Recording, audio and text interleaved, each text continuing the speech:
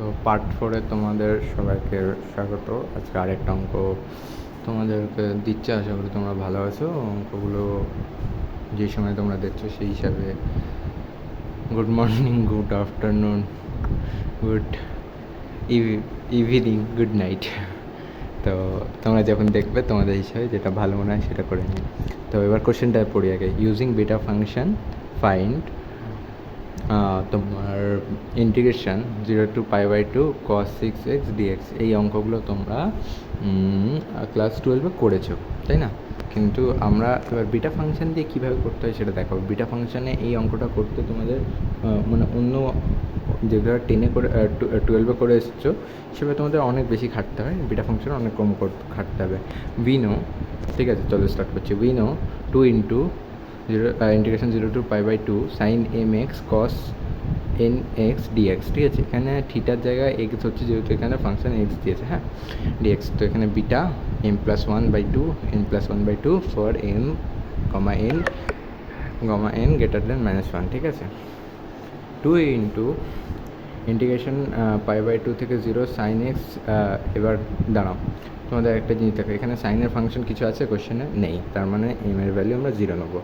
আর N এর function মানে কসের ফাংশনে কী আছে, মানে পাওয়ারে 6 আছে, সেখানে n=6 নিচ্ছি। আলটিমেটলি n=6 তো এখানটাই, তাই না?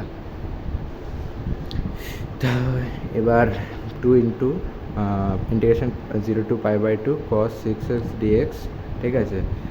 এটা হলো = বিটা, এমের জায়গায় 0 বসলে 1/2 হয়ে যাচ্ছে, এনের জায়গায় 6 বসলে 6 + 1 মানে 7/2, ঠিক আছে।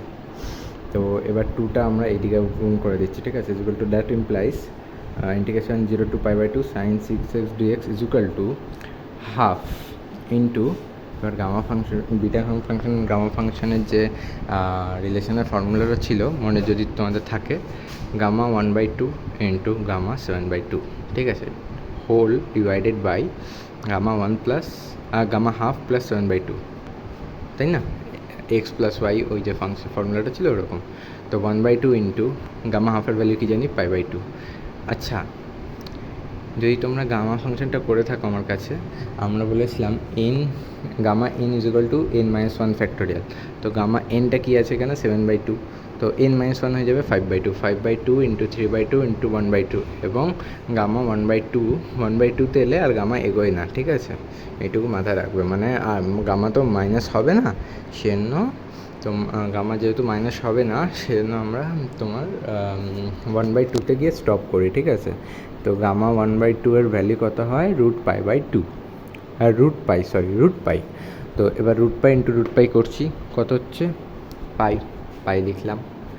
আচ্ছা, 3 ইন্টু 2 ইন্টু 1 মানে 3 ফ্যাক্টোরিয়াল হয়, এটা 4 হয়ে যাচ্ছে না আলটিমেটলি, মানে 1/2 প্লাস 7/2 মানে কত হচ্ছে 4, মানে 8/2 হচ্ছে, 8/2 = 4, তাই না?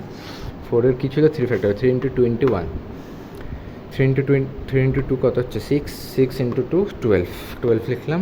আচ্ছা, এটা কত হচ্ছে 5 ইন্টু 3 15 আর 8 মানে 15/8, 15/8 12, আর 3 3 কেটে গেল, এখানে 5 থাকলো, এখানে 4 থাকলো, ঠিক আছে। আর এই 8টা নিচে গুণ হয়ে গেল 32, আলটিমেটলি 5π/3/2 অ্যান্সার হয়ে যাচ্ছে। আশা করি বুঝতে পেরেছো। তারা আমি তোমাদের জন্য পিছনে সরে একটু জিনিসটাকে দেখো, তোমরা টুকতে এবার সুবিধা হবে।